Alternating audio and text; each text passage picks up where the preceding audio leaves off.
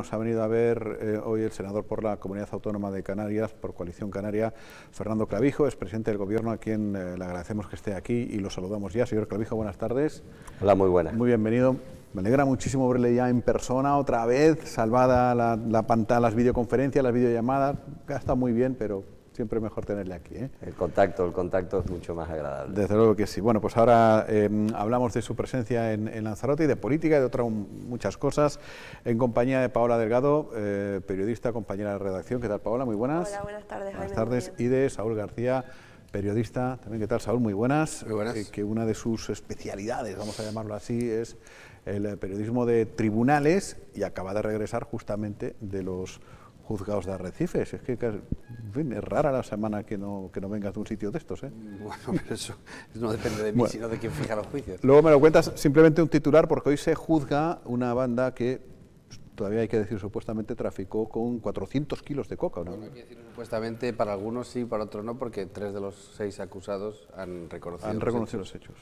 Y son gente, vecinos, la mayoría vecinos de La Santa, que trajeron un velero con 400 kilos de cocaína. Mira, bueno, pues en La Santa es uno de los lugares que precisamente ha estado hoy el señor Clavijo, de eso hablamos ahora, pero para tratar de hilarlo, cuando escucha hablar de tribunales, periodista de tribunales, con todo muy reciente todavía del caso Grúas, que ya hemos contado aquí que se archivó, ¿qué se le viene a la cabeza?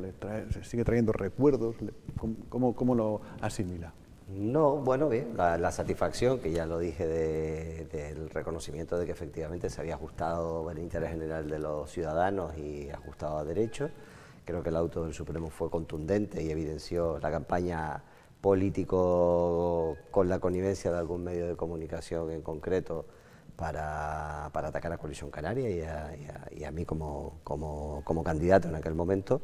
Pero dicho esto, y sabiendo que la justicia pone al final todo el mundo, el tiempo pone a todo el mundo en su sitio, pues la realidad es que te queda ese sabor agridulce de los sinsabores de la familia, ¿no?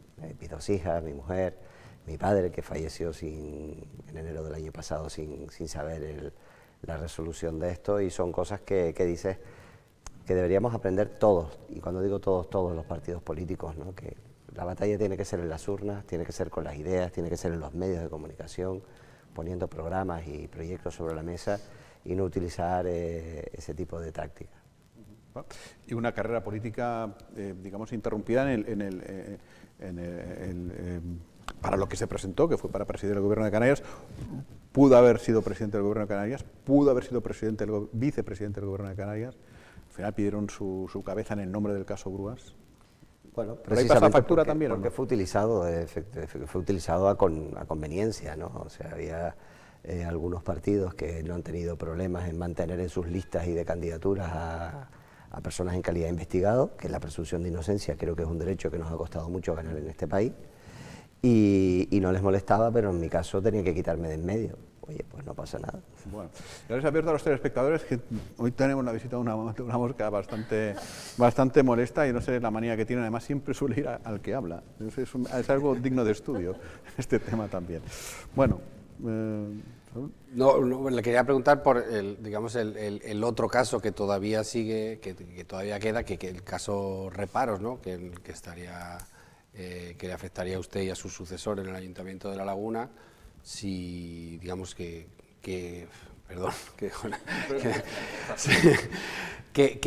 espera que pueda pasar en ese caso, o cómo se encuentra, o cómo lo ve usted? Pues exactamente igual, vamos a ver, los reparos es una figura que el alcalde, lo explico muy rápidamente si me permite. Uno de ellos, por ejemplo, una escuela infantil. En La Laguna teníamos 7 escuelas infantiles. En el momento de la crisis se estaba discutiendo si los ayuntamientos tenían competencias o no. Acordémonos que se modificó la ley de bases de régimen local con la ley de sostenibilidad y racionalidad de las administraciones locales. Entonces, en ese momento se cumple el contrato, la ley prevé que para la continuidad del servicio se pueda prorrogar, y el servicio, el secretario del ayuntamiento, el jefe de los servicios jurídicos, el responsable, te dice: oye, como está esto en duda, no hemos sacado un nuevo concurso, pero el servicio hay que seguir prestándolo. Estamos en medio de la crisis, las escuelas infantiles estaban en zonas muy castigadas por la crisis, donde el desayuno, almuerzo y se llevaban la merienda a los niños, porque muchas veces no tenían comida en casa. Pues el alcalde, el interventor dice, oiga, esta renovación yo no la veo correcta, pero todos los servicios jurídicos te dicen que sí. Pues el alcalde, que es el que decide, tiene que decidir entre una cosa u otra. Estamos hablando de 47 reparos. Para que se hagan una idea, al año se levantan en los 88 municipios canarios del orden de entre 5.500 y 6.000 reparos. Bueno, pues lo que ha hecho es, otra vez, en este caso Santiago Pérez Nueva Canarias, ha hecho una macrocausa, ha puesto todos los reparos y ha dicho, por si esto pudiese ser, tendría pues, algún tipo de problema o delictivo. Ha llegado y va a tener el mismo final, no va a haber ningún tipo de problema. Pero independientemente de su recorrido judicial, digamos que sí revela, y no solo entiendo en el Ayuntamiento de La Laguna, sino probablemente en otros ayuntamientos, una deficiencias administrativas, ¿no? Es decir, si hay que levantar 5.000 reparos al año... Pero yo no creo que sea una deficiencia administrativa, sería una deficiencia administrativa si fuese una anomalía administrativa, pero es que está en el ordenamiento jurídico. Ante diversidad de informes y de criterios, el que decide es el órgano, que es el alcalde. O sea, el hecho de que haya muchos o pocos reparos no significa que los expedientes estén mal hechos, sino que hay diversidad de criterios en los técnicos. Con lo cual, levantar un reparo sería un problema, por ejemplo, pues oye, aquí puedes construir 3 alturas o un edificio de 3 alturas y el alcalde le da la gana de hacer un decreto y que haga 8 alturas, con el informe negativo del jefe de servicio de urbanismo. Entonces sí estamos hablando de una prevaricación, que es lo que dice la jurisprudencia del Supremo, grosero, burdo, desajustado a la realidad, ¿no? Pero eso es claro. Pero hay tropecientos mil y eso no significa que se está actuando mal. Si la política no se impone, evidentemente, dentro del marco legal, no hace falta ni que decirlo, al final se podría dar el caso que acabarían gobernando el secretario y el interventor. No, interventor solo. Porque es que los reparos, que está todo levantado, está con el informe favorable del secretario. Cuando tienes el informe negativo del secretario y del interventor, es cuando ya te estás adentrando en un terreno en el que ni el asesor jurídico ni el asesor económico del ayuntamiento lo tienen claro. Entonces ya sí te puedes meter en esa nebulosa que puede ser ilegal. Pero con el informe del secretario, que es el que sabe derecho, en definitiva, por mucho que un interventor diga, mira, es que algunos son, la partida presupuestaria 23018 no se ajusta a la que has cogido. ¿Eso significa que es ilegal renovar un contrato de una ludoteca o de una escuela infantil? No, sino que a lo mejor la partida, yo le puedo poner un ejemplo, en los ayuntamientos, que además desde el año 2008 en adelante, con la Ley de Presupuestos Generales del Estado, que impedía sacar plazas, recordemos que las administraciones públicas llevan prácticamente 12, 14 años sin sacar plazas, solo aquellos eran policías locales, militares y muy contaditos. Tiene un volumen de trabajo brutal. O sea, a mí, yo creo que hay mucha comprensión. Insisto, otra cosa es que tú digas, mira, es que aquí todo el mundo te informa negativamente y tú hiciste lo que te dio la gana. Oye, pues esto se paga el pato. Pues hablemos de la visita de esta mañana, que viene usted de Tinajo y de La Santa y de Teguise, creo, sector primario, ¿no? Es una visita centrada en eso, aunque también estará con la gente de Valterra, con los ARUS y tal, en definitiva, cosas que le han trasladado para Madrid. Sí, efectivamente, o sea, en el caso de La Santa estuvimos con los pescadores y estuvimos viendo pues bueno, ciertas dificultades y ciertas prácticas de pesca que están esquilmando y que están afectando mucho digamos, a los pescadores locales, y que además pues Costas y en este caso la Guardia Civil y el Ministerio son los competentes y se los va a trasladar directamente. Ya Suso Machín, hijo, pues había trasladado y lo ha trasladado al Parlamento de Canarias, pero creemos que es importante que el Estado tome medidas en este asunto. Visitamos también una bodega que es la más grande del municipio de Tinajo y que de verdad está haciendo unos vinos excelentes, como prácticamente Lanzarote, que se ha revelado como una excelencia absoluta en sus vinos, ¿no? Después estuvimos con Teguise, estuvimos con el alcalde, con Osvaldo, y estuvimos viendo los problemas de inmigración que están afectando y que está tremendamente preocupado, y que ya estuve en enero en Teguise hablando de este mismo asunto y que he pedido una comparecencia al ministro Marlaska para hablar de la seguridad de la Graciosa y de la inmigración, cosa que no ha comparecido aún. Y luego estuvimos viendo las ayudas del pequeño y mediano comercio local, estuvimos hablando de las competencias de Costa o la falta de diligencia en Costa a la hora de informar los proyectos. Tiene más de 200 proyectos parados en su municipio, con lo importante que es en estos momentos para la dinamización económica. Y luego, por último, estuvimos viendo una problemática que lo puso el alcalde sobre la mesa, y es las empleadas de hogar, que entre las que están en la economía sumergida y las que están contratadas por horas se han quedado en esta pandemia pues muy desprotegidas, ¿no? Y vamos a llevar alguna iniciativa al Estado, porque estamos hablando de casi 10.000 que se tengan detectadas porque están dadas de alta en Canarias, y en la isla de Lanzarote casi 600, ¿no? Que esos son pues 600 familias, son muchas familias. Yo es que quería volver un poco hacia lo que estábamos hablando antes, de lo que hablaba usted del comportamiento de los partidos políticos en estas circunstancias. Yo insisto mucho, pues como digo, en el comportamiento de la clase política, no más en estas circunstancias, porque creo que los ciudadanos requieren, ¿no?, que estén a la altura.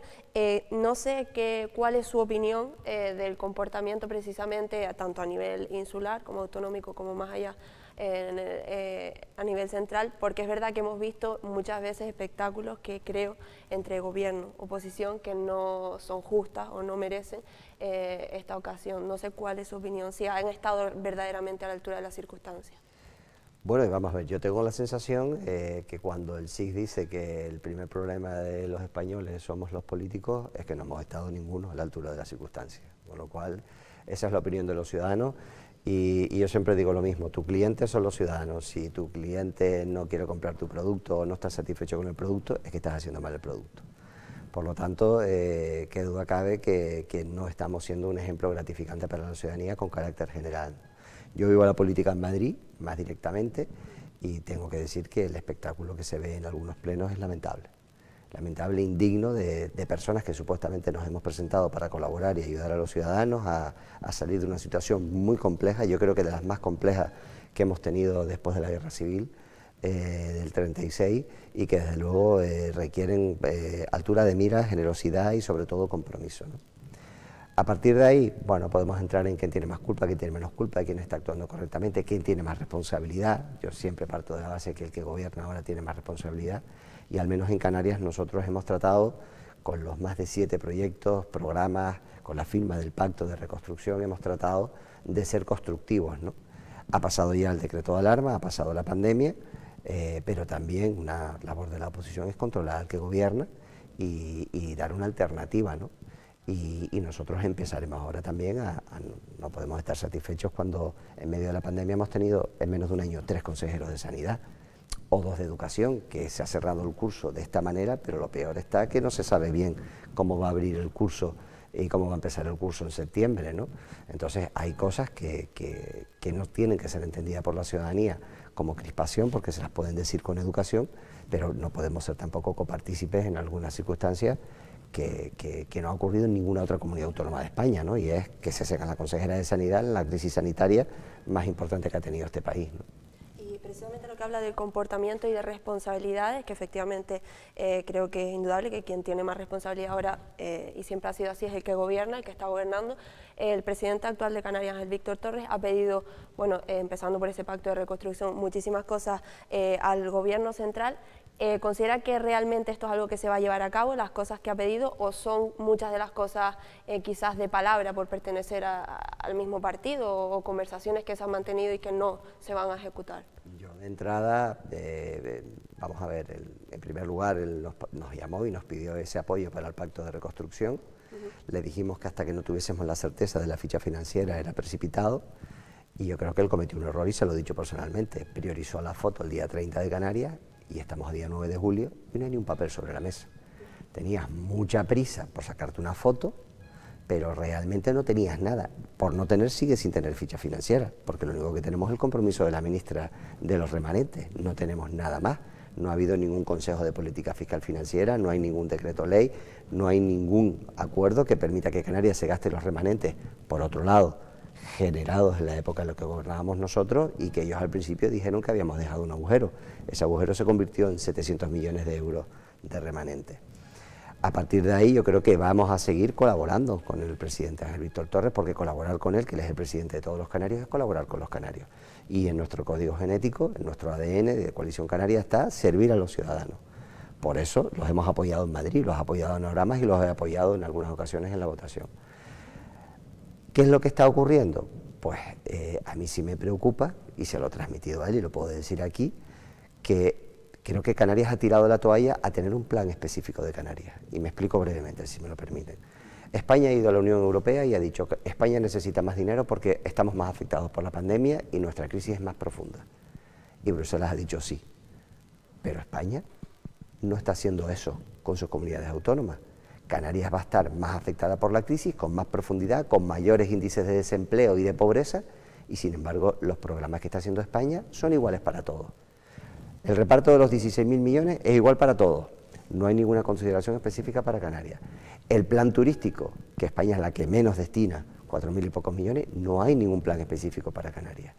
Y en cuanto a las peticiones que ha hecho el presidente, Ángel Víctor Torres, una que estamos apoyando nosotros, que es los ERTE hasta diciembre, lo único que han hecho es nos han nombrado una disposición adicional en la 11ª, que además fue a petición nuestra y lo conseguimos con el trabajo de Ana Bramas en el Congreso y mío en el Senado, y también el del Gobierno de Canarias, que lo apoyó, pero la realidad es que no se ha traducido en nada concreto. Seguimos tirando de esa cuerda que usted amablemente nos brinda. Encontramos que también Lanzarote y Fuerteventura pedimos trato preferencial dentro de Canarias, porque precisamente estas dos islas han sido las más castigadas por el desempleo. Cuando en Canarias ha crecido el paro un 26-27%, hablo de memoria, aquí estamos aquí en Fuerteventura 52 por lo menos, ¿no? Y yo le puedo decir, y recordemos, porque esta cadena me dio siempre la posibilidad de venir a hablarlo, eso fue exactamente lo que hicimos con el FEDECAN, un trato distinto a las islas.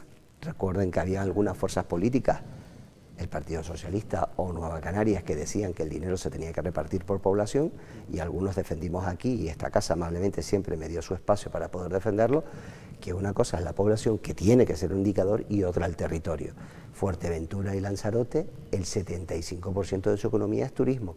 Luego van a ser de las islas, si no, estoy seguro que las que más, ojalá me equivoque, que más van a sufrir esta crisis.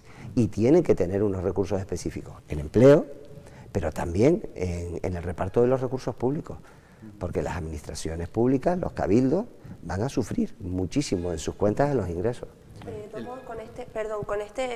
Precisamente lo del eje oriental y anexo, que también ha pedido, y lo hablábamos con la presidenta del Cabildo de Lanzarote, ocurre, digamos, lo mismo, que es algo que se ha plasmado, pero que no se tiene intención de llevar a cabo, porque la presidenta nos dijo aquí, que le preguntamos, que era algo irrenunciable, y que probablemente sería algo que el presidente de Canarias estaba teniendo en cuenta.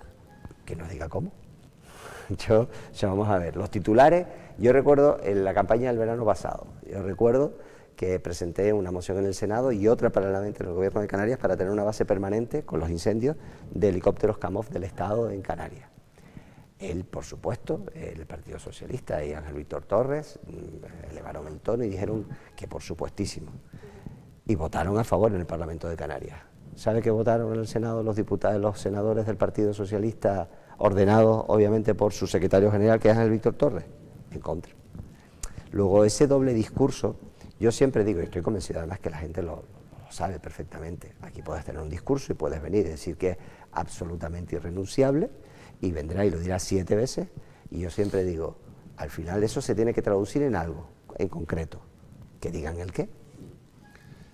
Bueno, precisamente ayer llegaba la ministra de Turismo en ese primer vuelo decían vuelos seguros de la Organización Mundial de Turismo, y decía que habría un programa específico de inversiones para Canarias. Es verdad que todavía no se ha plasmado, es decir, es un primer anuncio, vamos a decir, o un anuncio, no se ha plasmado, pero veo que no confía usted en que llegue a buen término ese plan, o que todavía no se lo cree, vamos.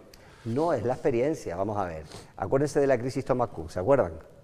Ven, y llegó la ministra y dijo, nos vamos a comprometer con Canarias y le vamos a dar 15 millones de euros. ¿Sabes de dónde salieron esos 15 millones de euros?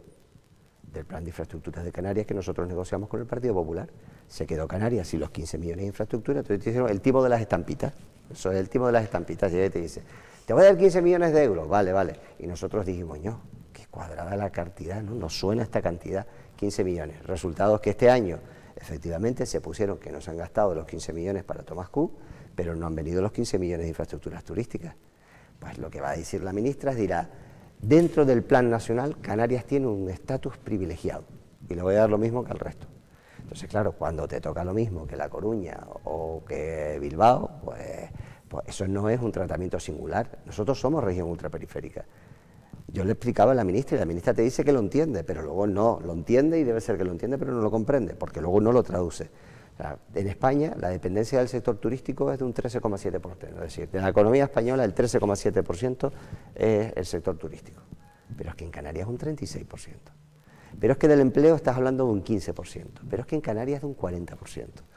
Con lo cual el impacto de este cero turístico va a ser demoledor en esta tierra, demoledor. Y aunque Baleares también tiene un impacto, Baleares cierra, pone el candado en septiembre, se van porque tienen los fijos discontinuos y vuelven el verano que viene, pero nosotros no, nosotros empieza ahora la temporada de invierno.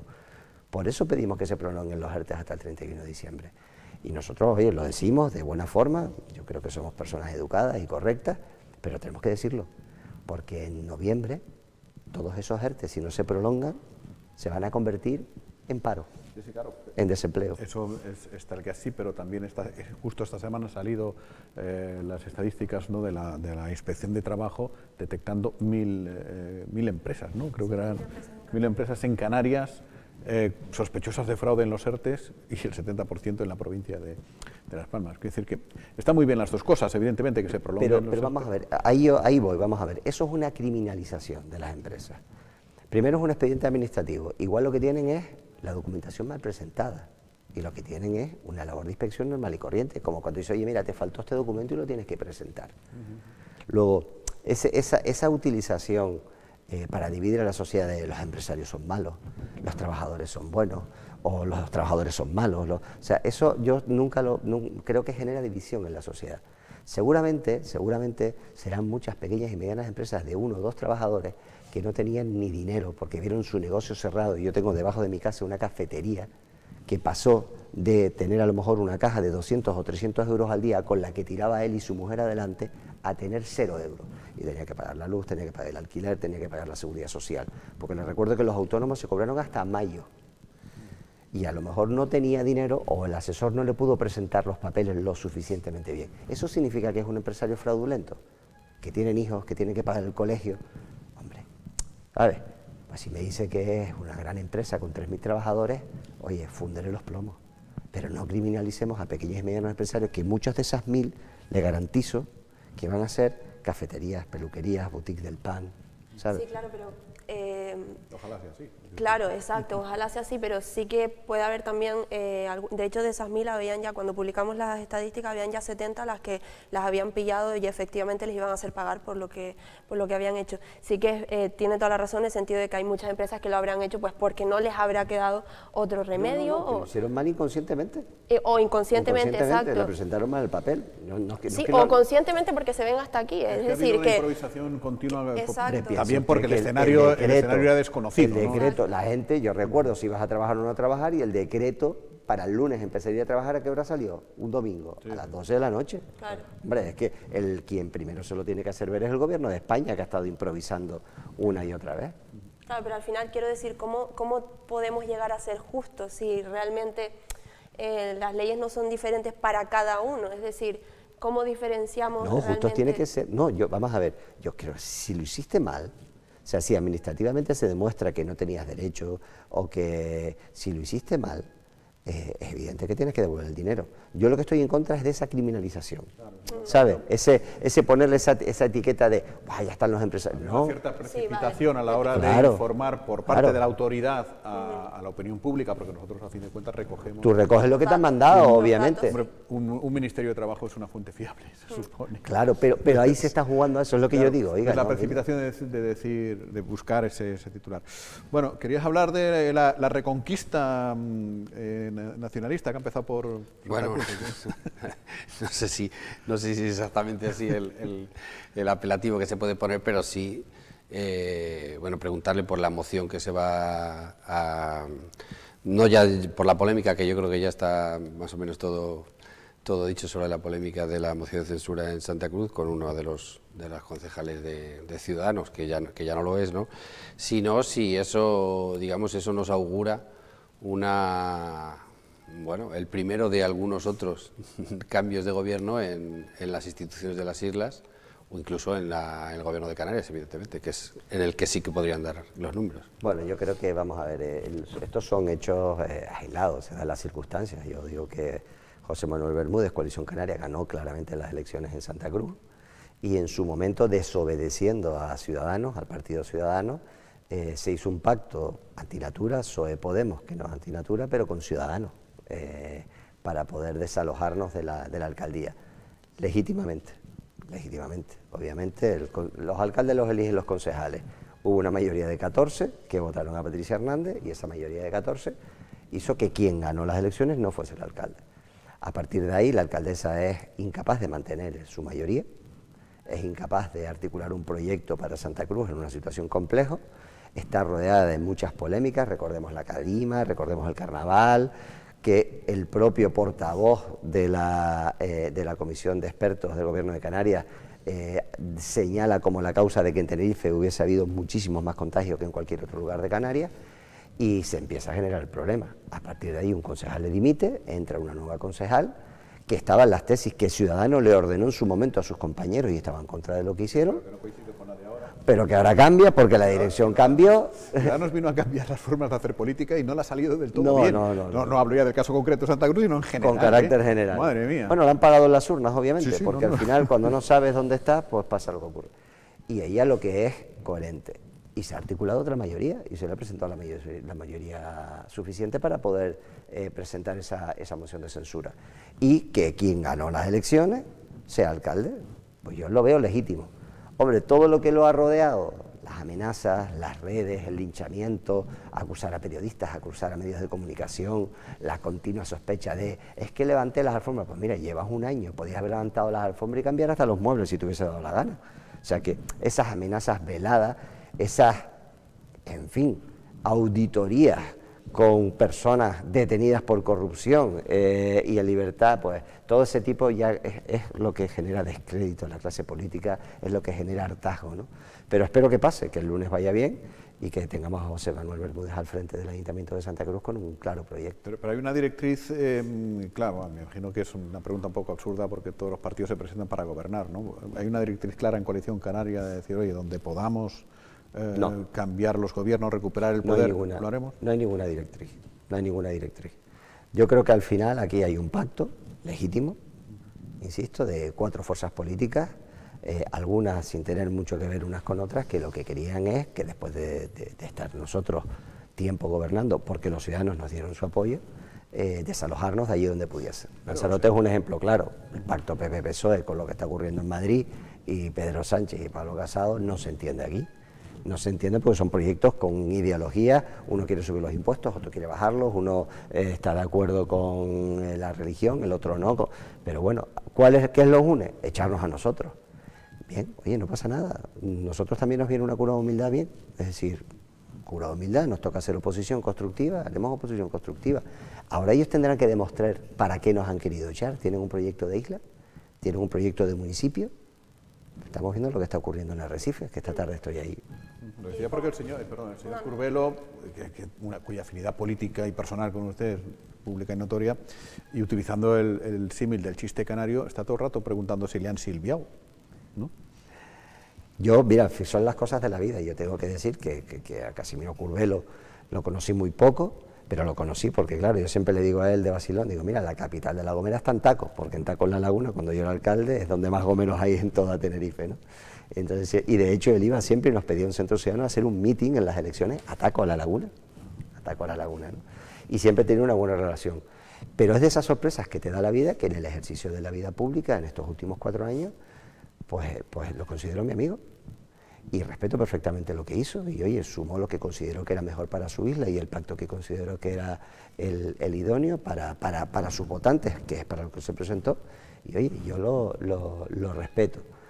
A partir de ahí, bueno, vamos a ver, insisto, qué da este Pacto de las Flores, qué da, si está a la altura de las circunstancias, si no está, qué proyecto tiene, si es capaz de defender en Madrid, en una circunstancia muy compleja, esas singularidades canarias y que vengan recursos, porque ya se lo he dicho, insisto, de esta no salimos solos.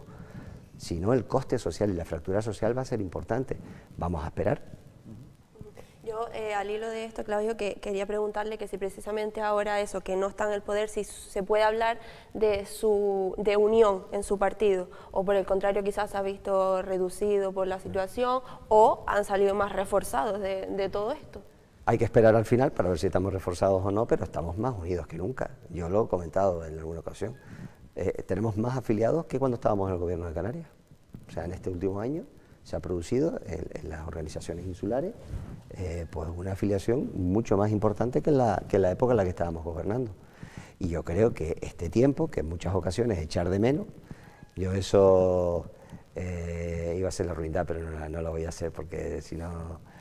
Eso es como iba a decir, es que quien puede tener nietos en esta mesa es aquí el moderador y el dirigente del programa. Eso es lo ya que ha empezado siga, pero si lo sé, no. Si no lo digo. Claro. Pero no, eso es como los nietillos, dice, qué gusto cuando te traen los nietos y qué gusto cuando se los llevan, ¿no? Sí. Pues esto es lo mismo, vamos también que nos echen un poquito de menos.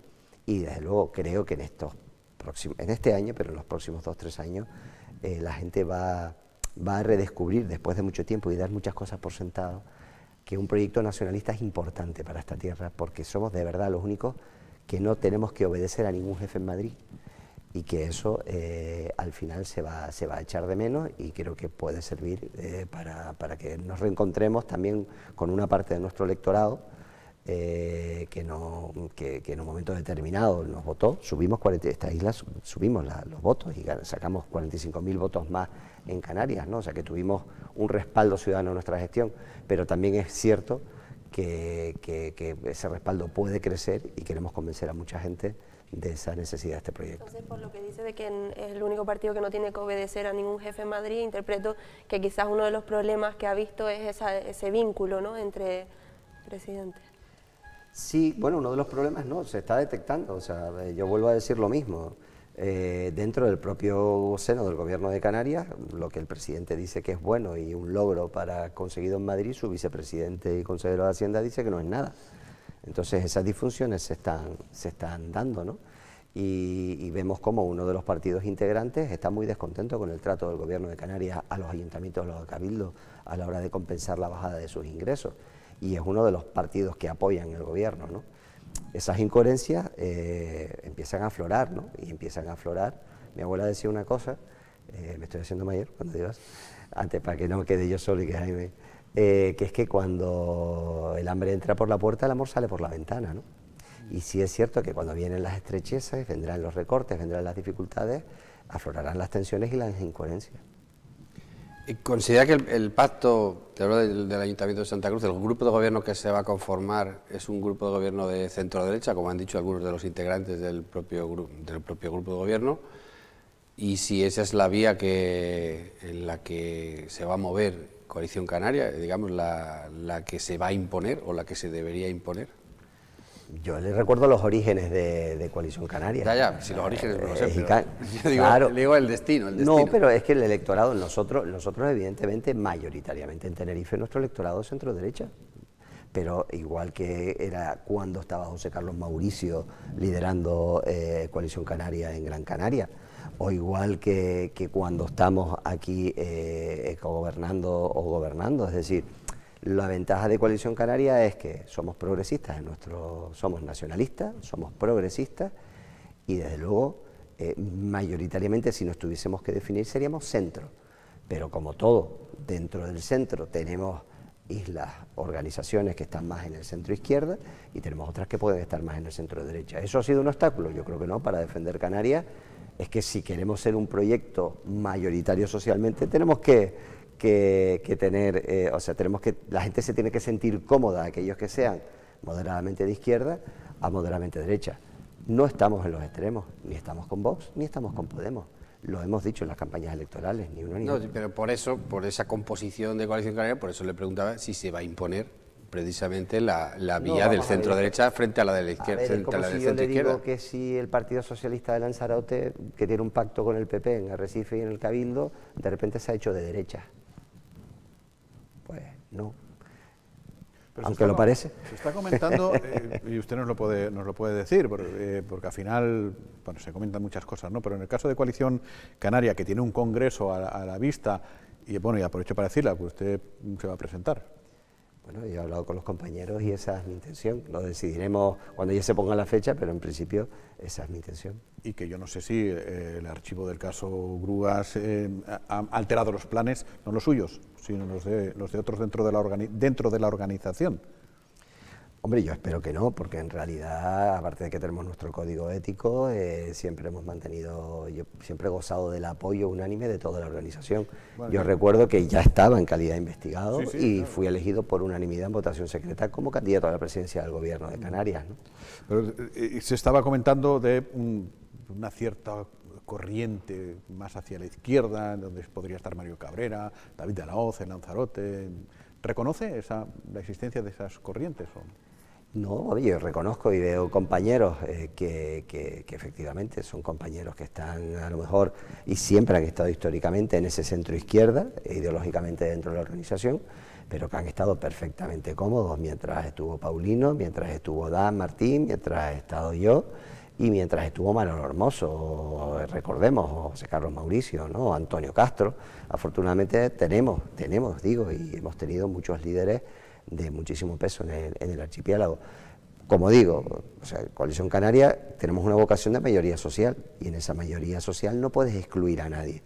Excluimos a los extremos, insisto, a Podemos y a Vox. Esos extremos no tienen nada que ver con nosotros, pero nuestro eje no es tanto el ideológico, nuestro eje es la defensa de Canarias. Eso es lo que nos ha permitido tener ese amplio espectro. Y la vocación suya es la de regresar a la política de Canarias en Canarias. Dentro de, quizás lo del Senado está muy bien, etcétera. No, pero yo no me he ido, o sea, yo soy senador por la comunidad autónoma. Por eso he dicho la política de Canarias en Canarias. Sí. Pero vamos a ver, de entrada lo que me han encomendado, la organización me ha encomendado, primero, una recuperación de las relaciones con los partidos nacionales, trabajo que se está haciendo, y sobre todo, un eje de defensa en un momento complicado para esta tierra, donde nos hemos olvidado ya, porque ha pasado poco tiempo, pero parece mucho con todo lo que sucede. Tenemos un nuevo estatuto de autonomía que no se está desarrollando, tenemos un nuevo régimen económico y fiscal que no se está desarrollando y que es vital. Y eso que ahora mismo, después que la legislatura pasada se consiguió el nuevo estatuto y el nuevo REF, pues consideraban que Ani Oramas y yo éramos las personas que teníamos un conocimiento global y que podíamos ayudar a desarrollar esos dos instrumentos, que es la vida o el futuro de esta tierra, en Madrid. Y eso es lo que estamos haciendo. Por medio ha venido la pandemia, oye, pues nos hemos tenido que poner que si los ERTE, que si los decretos leyes, que si, etcétera, etcétera. Pero ese es el trabajo. A partir de ahí, sí le he transmitido a los compañeros que me gustaría tener algún tipo de responsabilidad orgánica en el partido, el Congreso se decidirá y la militancia y nuestros afiliados son los que decidirán y tendrán la última palabra, y luego lo que tenga por venir vendrá, pero no me planteo más. ¿Y tienen claro cómo ha de ser ese congreso? Porque yo he escuchado en esta misma mesa dirigentes de Lanzarote decir, no, como siempre, un gran aforo, un hotel, un teatro, un palacio de congresos, o lo que sea, con todo el mundo ahí, tranquilidad, tal. Y hay quienes dicen, no, aprovechando que no nos podemos juntar, ponemos la tele, que se conecten por Zoom y a votar. No, eso lo hemos hablado. Yo creo que, bueno, está todo, en septiembre decidimos porque no sabemos si hay un rebrote, pero vamos, todos entendemos que tiene que ser un encuentro a la vieja usanza, tenemos que vernos, tenemos que compartir, tenemos que discutir las ponencias, tenemos que, si en el Congreso no hay tensión y no hay chispa, pues no hay, de esa confrontación de ideas surgen ideas mejores, ¿no? No va a ser como los de antes de 1000 personas, porque no tenemos ni capacidad económica, ni creo que en estos momentos sea conveniente, pero el objetivo es que estemos en torno a los 350, 450 compromisarios y que podamos tenerlo. Toca en Tenerife este año y que lo podamos hacer, pues la voluntad, intentar hacerlo de aquí a final de año si cuadra, si no, pues cuando la pandemia decida. Paola. Sí, yo una última preguntita, no quería irme sin preguntarle por el tema de los ERTE, porque es verdad que usted ha insistido que es una de las medidas principales, ¿no?, para el tema especialmente de Canarias y más concretamente de Lanzarote.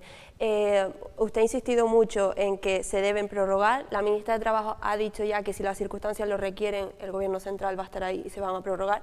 ¿Teme que no sea así, por la insistencia que suele tener en este tema? Claro que lo temo, porque la experiencia es que los canarios siempre, nunca conseguimos nuestras singularidades si no hay una lucha, pero una lucha intensa para poder conseguirlo, porque no entienden la singularidad. O sea, cuando tú les explicas, pongo un ejemplo si me permite, pero dicen, no, es que, me decía el presidente Sánchez en su momento, es que tienes un convenio de carreteras de 1.200 millones de euros. Entonces, le digo, sí, claro. Pero mire, presidente, es que el Ministerio de Fomento, el 80% del presupuesto son trenes de alta velocidad. ¿Nosotros vemos un euro de esos miles de millones de euros? Ninguno. Nosotros no tenemos un tren de alta velocidad que conecte el Hierro con Lanzarote, ya nos gustaría, porque entonces no costaría tanto que los estudiantes pudiesen salir. Luego, nosotros pagamos esos trenes de alta velocidad con nuestros impuestos, los canarios. Luego, el convenio de carreteras es porque en Canarias no hay carreteras nacionales, no está la Nacional 6 que sale de Madrid y llega a La Coruña, y la hace el Estado. Luego, no nos está regalando nada, simplemente nos está tocando una pequeña parte de lo que nos corresponde. Obras hidráulicas, tres cuartos de lo mismo. ¿Por qué tienes que tener un convenio de obras hidráulicas si eso es competencia de las comunidades autónomas? Pero en las comunidades autónomas hacen los trasvases de los ríos y hacen las presas o las hace el Estado. Pues ese tipo de que cuando se los explica lo entienden, unas veces les interesa entenderlo, otros no, pues por eso digo que hasta que no lo consigamos vamos a tener que pelear hasta el último minuto.